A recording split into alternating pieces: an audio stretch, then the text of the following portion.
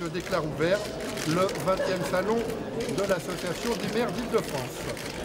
Ils font partie de ces événements incontournables pour les élus d'Île-de-France. Les assises de la MIF et le salon de la nouvelle ville ont permis pendant 3 jours de réunir les maires et leurs partenaires pour discuter, parfois débattre sur des sujets qui touchent de près les franciliens.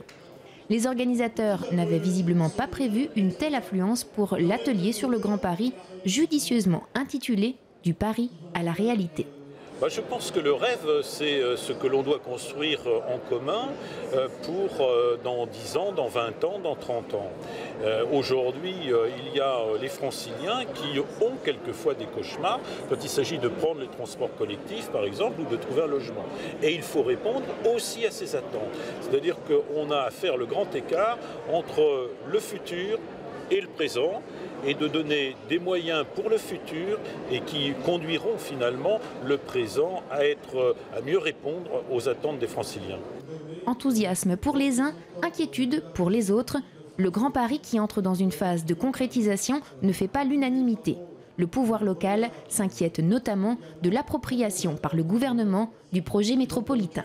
En l'état actuel, il ne constitue pas un élément de rêve.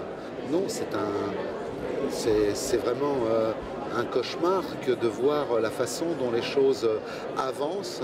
L'État n'est plus en situation, comme il y a des années, de faire les choses seul. Il ne peut le faire qu'en partenariat, en accord avec les collectivités territoriales, les départements, la région, dans la diversité des options politiques. Aujourd'hui donc, impossible dans ce projet du Grand Paris de parler de fusion, c'est plus de division dont il est question.